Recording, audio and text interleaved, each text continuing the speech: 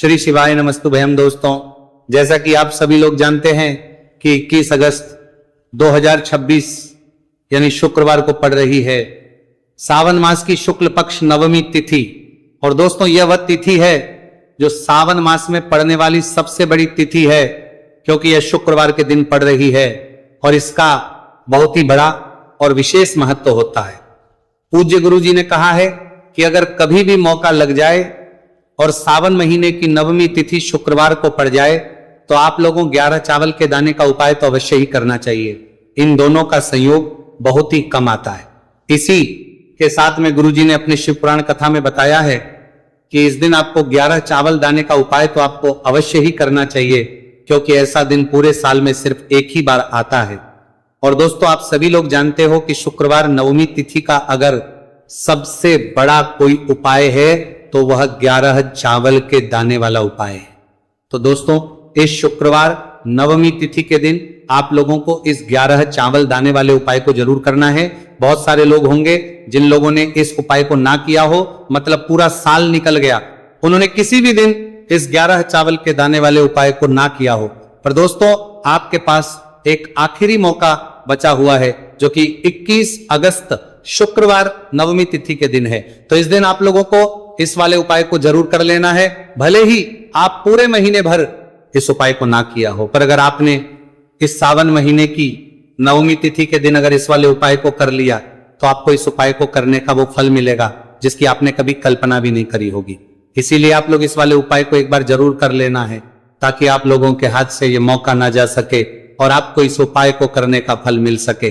दोस्तों, यह उपाय पंडित जी ने अपनी अभी की ही श्री शिव महापुराण की कथा में बताया है जी। इस उपाय को आज हम आपको बहुत अच्छे से समझाने वाले हैं। इस वीडियो को देखने बाद इस उपाय को समझने के लिए आपको कोई और वीडियो को देखने की जरूरत नहीं पड़ेगी। तो चलिए दोस्तों, उपाय को शुरू करते हैं। देखिए, ये इस सावन महीने के शुक्रवार नवमी तिथि के दिन ये इतना खास होता है, इतना महत्वपूर्ण होता है।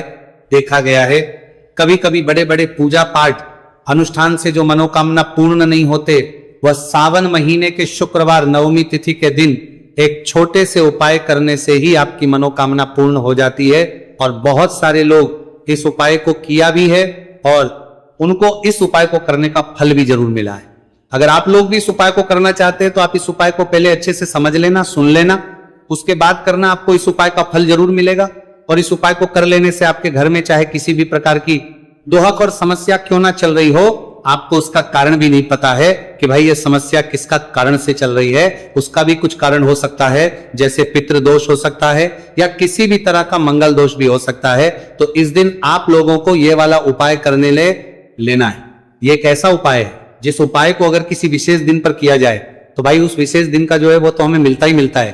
पर हमने उस दिन पर इस उपाय को किया है तो हमें उससे भी बड़ा फल मिलता है, और फल बहुत जल्दी मिलता है, क्योंकि आप इस उपाय को बहुत ही बड़े और विशेष पर कर रहे हो। तो चलिए अब उपाय के बारे में बात करते हैं, लेकिन उससे पहले आप लोगों को यह जानना आवश्यक है कि आखिर यह उपाय किस समय करना है, किसको करना है और कैसे करना है।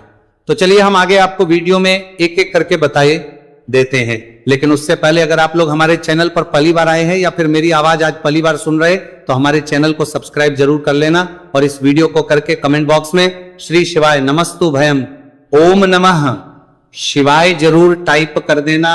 तो दोस्तों, इस 11 चावल के दाने वाले उपाय को हमें इस शुक्रवार नवमी तिथि के दिन कैसे करना है, किसको करना है, किस समय करना है और कहां पर करना है, ये सारे सवालों के जवाब आपको इस वीडियो में मिल जाएंगे।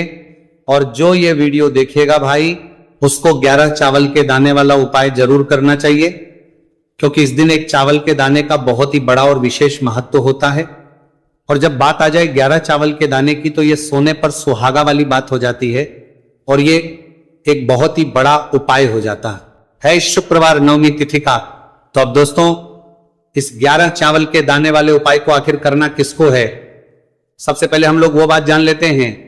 तो देखो, घर की जो बड़ी माताएं बहनें होती हैं, उन माताओं बहनों में से कोई भी एक बड़ी माता बहन इस वाले उपाय कर सकती है। और दोस्तों, अगर आप चाहे तो अपने घर में से सभी सदस्यों को भी इस उपाय को करवा सकते हैं। अगर किसी व्यक्ति की खुद की कोई मनोकामना है, खुद की कोई दुख और परेशानी है जो कि वो अपने लिए ही करना चाहता है, इस वाले उपाय को तो वह खुद अपने लिए भी कर सकता है। बाकी अगर कोई घर में से ऐसा है जो कि अपने पूरे घर परिवार की सुख और शांति के लिए ये वाला उपाय करना चाहता है, तो भाई वह भी कर सकता है, उसमें भी कोई दिक्कत वाली नहीं है। कहने का मतलब यह है कि इस उपाय को हर एक सदस्य भी कर सकता है और पूरे घर परिवार के सदस्य के लिए घर की बड़ी माताओं बहनों में से कोई एक माता बहन भी कर सकती है। माताएं बहनें अगर घर में उपस्थित ना हो या वे यह वाला उपाय ना कर पा रही हो, तो फिर घर का कोई बड़ा सदस्य भी इस 11 चावल के दाने वाले उपाय को कर सकता है, चाहे फिर वह पुरुष ही क्यों ना हो, उसमें कोई भी दिक्कत वाली बात नहीं है। अब दोस्तों, इस 3 बल के दाने वाले उपाय को हमें करना कहां पर है? हमें इसे शिव जी के मंदिर में जाकर करना है। बहुत सारे लोग प्रश्न करते हैं हर एक उपाय को करते समय, क्या हम इस उपाय को घर पर कर सकते हैं? तो इस वाले उपाय को आप घर पर नहीं कर सकते हो। इस वाले उपाय को करने के लिए आपको शिव जी के मंदिर ही जाना पड़ेगा। उसके बाद में दोस्तों जो अगला प्रश्न निकल कर आता है वह ये आता है, इस उपाय को लेकर के आखिर इस उपाय को हमें किस समय करना है? सुबह के समय करना है कि शाम के समय करना है? तो देखो, इस वाले उपाय को आप लोग सुबह के समय भी कर सकते हो और शाम के समय प्रदोष काल में भी कर सकते हो।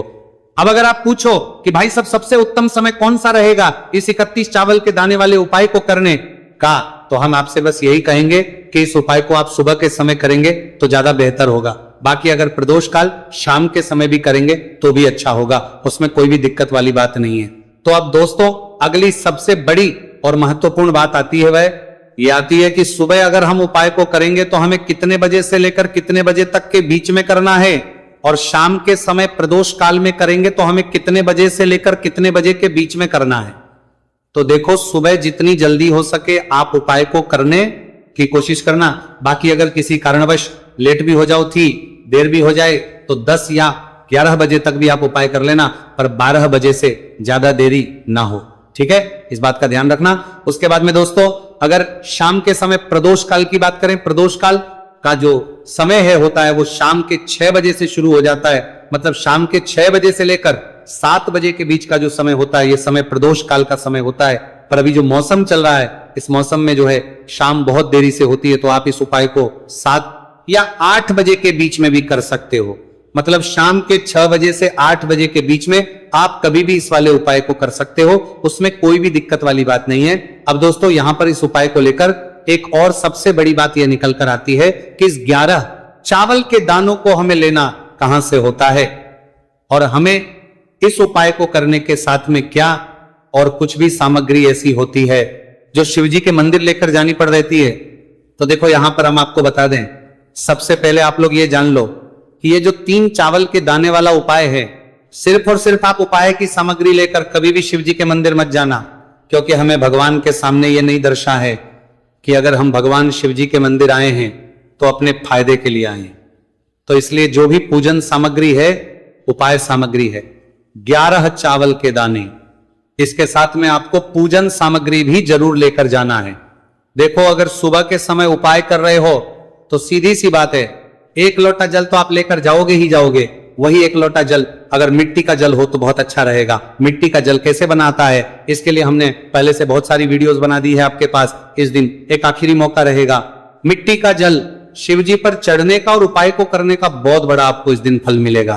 तो इसीलिए इस दिन हो सके तो भाई मिट्टी का जल चढ़ाना, तो अपने साथ में कम से कम 1 लोटा जल तो आपको लेकर जाना ही जाना है। अगर मिट्टी का जल नहीं है तो घर का जल भी आप इस्तेमाल कर सकते हो। इसके अलावा जो भी पूजन सामग्री है, देखो 11 के दाने ये अलग आपके रहेंगे और जो आपकी पूजन सामग्री रहेगी वो अलग रहेगी। पूजन सामग्री में आप जो भी चीज लेकर जाना चाहे वो लेकर जा सकते हैं, एक बेलपत्र भी लेकर जा सकते हैं, उसमें कोई भी दिक्कत वाली बात नहीं है। वहीं अगर हम बात करें शाम के समय की, तो शाम के समय शिवजी पर जल नहीं चढ़ता है, इसीलिए शाम के समय आप लोग एक दीपक तैयार कर लें जो कि गोल तीखा आटे का, शुद्ध देसी गाय का घी का होगा, है ना। इस बात का आप लोगों को ध्यान रखना है। और इस दीपक को आपको घर से जलाकर नहीं लेकर जाना है, भगवान शिवजी के मंदिर में जाकर ही जलाना है। इस बात का भी आप लोगों को ध्यान रखना है।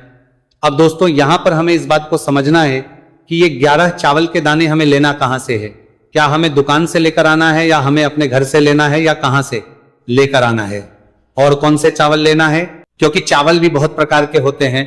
तो देखो, इन सभी सवालों के जवाब आप लोग एक बात में सुन लो कि भाई जो उपाय है, इस उपाय में आपको ये नहीं देखना है कि भाई कौन से चावल है, कौन से चावल नहीं है।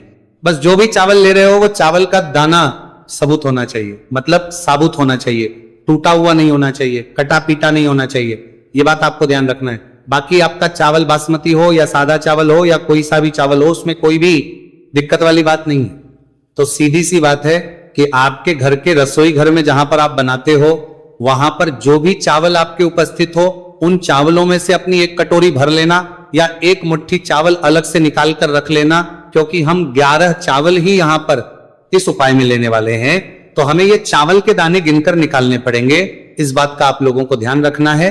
तो अपने उस चावल की कटोरी में से या चावल में से 11 ऐसे चावल के दाने आप लोग निकाल लो जो कि टूटे हुए ना हो, कटे पीटे ना हो, कोई दाग ना लगा हुआ हो, है ना। अच्छे साबुत चावल के दाने 31 दाने आप लोग निकाल कर रख लो और इन्हें किसी भी एक कागज की पड़िया में या किसी एक छोटी सी कटोरी में आप लोग रख लो, ताकि ये सुरक्षित रहे, आपके एक भी चावल का दाना इधर उधर ना हो और आपका उपाय भी पूरा अच्छे से हो जाए। तो भाई जैसे ही आपका उपाय की जो सामग्री है, 11 चावल के दाने ये तैयार हो जाते हैं, उसके बाद में आपको जो भी अपनी पूजन सामग्री है, सुबह समय कर रहे हो तो एक लोटा जल और एक बेलपत्र या पूजन सामग्री जो लेकर जाना चाहो उसकी भी तैयारी कर लेना। और शाम के समय जा रहे हो तो भाई अपना जो दीपक है उसे तैयार कर लेना, ठीक है। और उपाय को करते समय शुद्धता का विशेष रूप से ध्यान रखना, ठीक है। सुबह सुबह स्नान करने के बाद ही उपाय को करने की आप लोग तैयारी करना। उसके बाद अगर शाम के समय की बात करें तो शाम के समय आपको स्नान करने की जरूरत नहीं है, पर शुद्धता ध्यान रखना है। आपको स्नान तो नहीं करेंगे, आप हाथ मुंह धोकर भी इस वाले उपाय को शाम के समय प्रदोष काल में कर सकते हैं, इसमें कोई दिक्कत वाली बात नहीं है। तो आप अपने उपाय की पूरी सामग्री तैयार करके आपके पास ही में जो आपका शिव मंदिर हो वहां पर पहुंच जाइए। सबसे पहले शिव मंदिर में जाकर आप लोगों को उपाय नहीं करना है, पहले भगवान के दर्शन करना है, भगवान से आशीर्वाद प्राप्त करना है, फिर शिव जी की शिवलिंग के पास में आना है। शिवलिंग के पास में आने के बाद जो पूजन सामग्री लेकर आए हुए हैं, जैसे कि सुबह गए हुए होंगे तो एक लोटा जल और जो भी पूजन सामग्री लेकर आए हैं आप उनसे भगवान शिव जी की पूजन कीजिए। सबसे पहले तो एक लोटा जल ही चढ़ेगा, फिर आपको एक बेलपत्र श्री शिवाय नमस्तु भयम का जाप करते हुए शिवलिंग पर चढ़ा देना है। उसके बाद में आपकी पूजन सामग्री चढ़ेगी। उसके बाद में अगर दोस्तों शाम के समय अगर आप इस उपाय को कर रहे हो तो अपने साथ कम से कम एक जो दीपक है गोलबाती का, जो आप अपने साथ में लेकर गए हो, उस दीपक को मंदिर में जाकर अपनी माचिस से जलाना है और उस दीपक को शिवलिंग के पास में रखना है, ठीक है। इस दीपक को रखने के बाद ही आप लोगों को अपना ये वाला उपाय शुरू करना है और दीपक को ज्यादा पास में मत रखना। वैसे भी गर्मी पड़ रही है, भगवान शिव जी को आंच नहीं लगनी चाहिए, है ना। तो भाई जैसे ही आपकी पूजा अर्चना हो जाती है, आप भगवान शिव जी को प्रसन्न कर लेते हैं, उसके बाद शिवलिंग के पास ही में आप कहीं पर बैठ जाइए, सामने या आसपास जिस जगह पर आपको बैठना हो वहां पर बैठ जाइए और अपने वो 11 चावल के दाने अपने सामने निकाल कर रख लीजिए, क्योंकि अब यहां पर उपाय को यहां पर करने की आपको तैयारी करना है। और इस तरीके से जब आप उपाय करेंगे, पूजन सामग्री जाने के बाद, पूजन अर्चना करने के बाद, तो आपको उपाय का फल बहुत जल्दी और बहुत होकर मिलेगा। तो अपने चावल के अपने सामने निकाल कर रख लेना। और ये जो उपाय है ये आपकी सीधे हाथ की हथेली से होगा, इसलिए इस बात का भी विशेष रूप से ध्यान रखना है। तो सीधे हाथ की हथेली का प्रयोग करके ही आप लोग अपना इस वाले उपाय को करना। अपने सामने जो भी आपके कागज की पुड़िया है उसको खोलकर रख लो, या कटोरी है तो भाई उसे अपने सामने रख लो और अपने वो 11 चावल के दाने निकाल लो, ठीक है। उसके बाद में दोस्तों अब आपको क्या करना है कि शिवलिंग आपके सामने होगी, तो आपने वो 11 चावल के दाने एक एक करके जहां पर आपने बेलपत्र चढ़ाए हैं आपको शिव जी के शिवलिंग के ऊपर चढ़ाना है। कहां पर चढ़ाना है? शिवलिंग के ऊपर चढ़ाना है और कहीं पर भी नहीं चढ़ाना है। आपको अपने हथेली से तो शिवलिंग के ऊपर चढ़ाना है, भले ही फिर वो अपने आप जलाधारी पर गिर जाए, ये मतलब वहीं पर गिर जाए, उसमें कोई दिक्कत वाली बात नहीं है, पर आप चढ़ाओ शिवलिंग के ऊपर। तो आपको क्या करना है? अपना पहला चावल का दाना उठाना है, श्री शिवाय नमस्तु भयम बोलना है और शिवलिंग पर चढ़ देना है। इसी तरीके दूसरा चावल का दाना उठाए, शिवलिंग पर चढ़ना है और मंत्र बोल देना है। और फिर तीसरा चावल का दाना उठाना है, श्री शिवाय नमस्तु भयम बोलना है और चढ़ देना है। इसी प्रकार से आपको पूरे 11 चावल के दाने एक एक करके शिव जी के शिवलिंग के ऊपर चढ़ाना है और भगवान से प्रार्थना करते जाना है। मतलब प्रार्थना तो आपको आखिरी में करना है, पर हर एक चावल के दाने को चढ़ाते समय